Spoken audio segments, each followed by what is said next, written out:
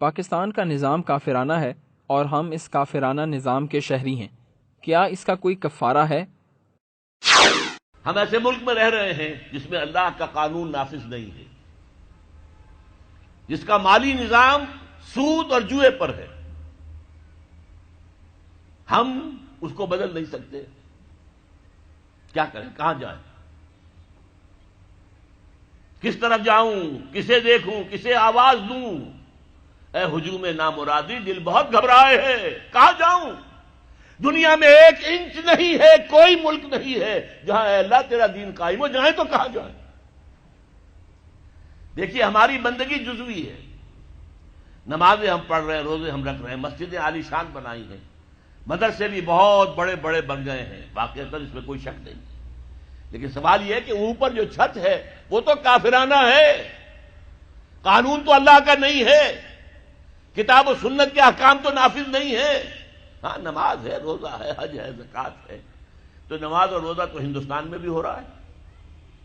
وہ تو چند ایک مسجدیں ہیں جنہیں وہ تاریخی اعتبار سے کہتے ہیں کہ یہ ہمارے مندر ہوتے تھے جنہیں مسجد بنایا گیا، ورنہ وہاں پر ہزاروں لاکھوں مسجدیں ہیں، آباد ہیں، لوگ نمازیں پڑھتے ہیں. کوئی روکتا ہے انہیں؟ ہم نے یہ ملک بنایا تھا کہ یہاں اسلام کا نظام قائم کریں گے. نماز تو آپ امریکہ میں جا کر پڑھیے، امریکہ کو کوئی اعتراض ہی نہیں. لیکن تم کہو کہ اسلام کا نظام ہم قائم کریں گے، نہیں کرنے دیں گے تمہیں کبھی بھی. تم چاہو کہ تم اسلام کا معاشی نظام قائم کرو، کبھی اجازت نہیں دیں گے. تم چاہو کہ اسلام کی معاشرتی اقدار کو تم قائم کرو، کبھی نہیں کرنے دیں گے. یہ ہے اس وقت جو ہمارے ساتھ پیش آ رہا ہے معاملہ. پورا مغرب اس پر اڑا ہوا ہے. اسلامی نظام کہیں نہیں آنے دیں گے.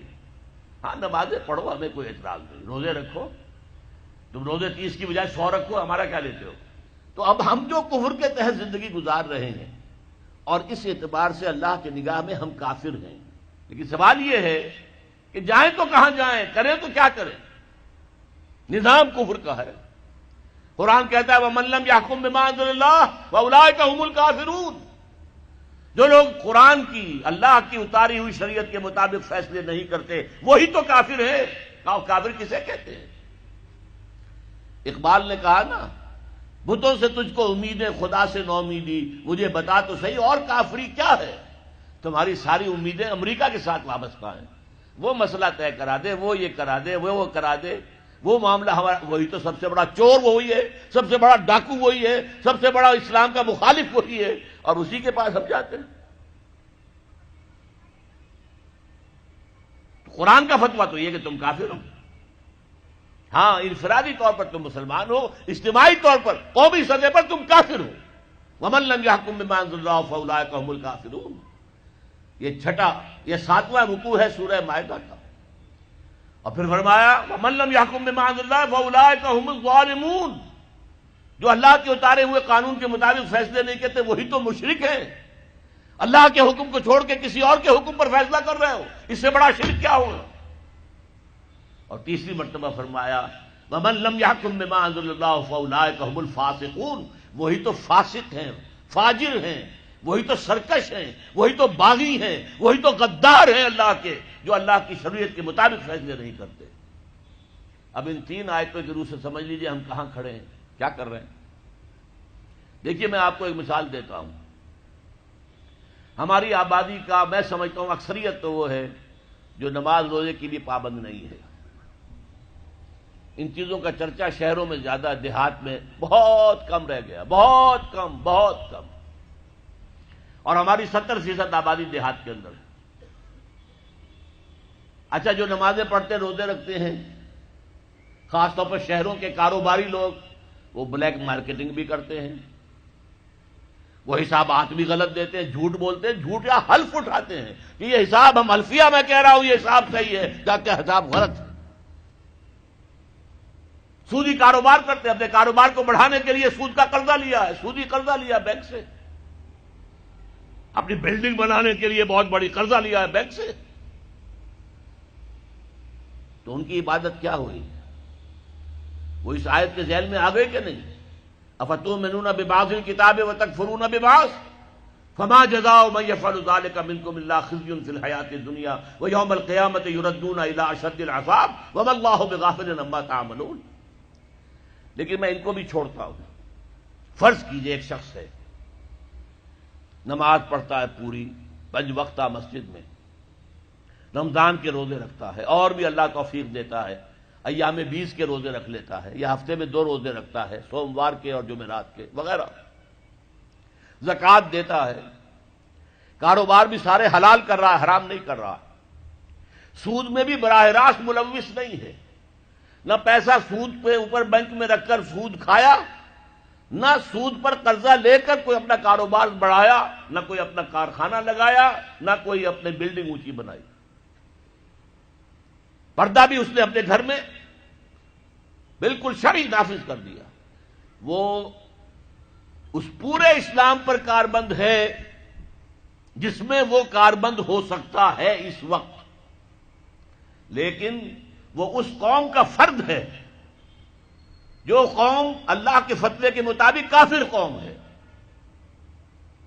جو اللہ کے فتوے کے مطابق مشرک قوم ہے، جو اللہ کے فیصلے کے مطابق فاسق و فاجر قوم ہے. قوم کے فرد تو ہم اسی کے ہیں. چور کا ہاتھ تو نہیں کاٹا جا رہا، ڈاکوؤں کو وہ سزا تو نہیں جا رہی سورہ مائدہ میں جو آئی ہے، ان کے ہاتھ اور پاؤں مقابل سم سے کاٹ دیے جائیں، یا یہ کہ انہیں ملک سے باہر دفع کر دیا جائے، قتلوا تقتیلا، ان کے ٹکڑے کر دیے جائیں. ڈاکوؤں کو کوئی سزا ملتی ہے ایسے؟ لیکن اصل میں جو لوگ شور مچا رہے ہیں وہ ہیں جو کہتے ہیں کہ یہ اسلامی سزائیں وحشیانہ ہیں. بے نظیر بھٹو کا کہنا ہے یہ وحشیانہ سزائیں ہیں، اللہ کی دی ہوئی سزائیں وحشیانہ ہیں. معاذ اللہ ثم معاذ اللہ ثم معاذ اللہ کلمہ کفر ہے. اب اس کا کیا علاج ہے ہمارے پاس؟ کیا کریں؟ میری بات کو توجہ سے سنیے. اس نظام باطل کو ذہناً تسلیم مت کرو، اس نظام باطل کی خدمت مت کرو. Don't reconcile with it, don't serve it, don't support it. اس نظام کے تحت پھلنے پھولنے دولت مند بننے کی کوشش مت کرو، بلکہ اپنی زندگی کو سکیڑو، اپنی ضروریات کو کم کرو، اپنے آپ کو ذرا آزاد کرو، اپنا وقت، تاکہ اس وقت کو تم لگا دو اس نظام کے خلاف جد و جہد میں. ایک ایسی جد و جہد، ایک ایسی کوشش کہ اس نظام باطل کو جڑ سے اکھیڑ کر پھینکنا ہے اور اس کی جگہ نظام حق، دین حق نافذ کرنا ہے. یہ جد و جہد اگر کرو گے، تن من دھن لگاؤ گے، تو یہ کفارہ ہو جائے گا کہ تم کافرانہ ملک میں رہ رہے تھے جس کا نظام کافرانہ تھا. تم چاہے اپنے آپ کو مسلمان سمجھتے تھے، لیکن نظام کافرانہ تھا جس کے تحت تم زندگی گزار رہے تھے. ہاں اگر یہ کرو، اے اللہ میں نے اس نظام کو ذہناً تسلیم نہیں کیا، اے اللہ میں نے اس کی خدمت نہیں کی، میں نے اسے سپورٹ نہیں کیا، اے اللہ میں نے اس کے درمیان اس کے نیچے رہتے ہوئے عیش کرنے کی کوشش نہیں کی، اے اللہ بلکہ میں نے کم سے کم اپنی ضروریات کر کے وقت نکالا اور اس کے خلاف جد و جہد کی،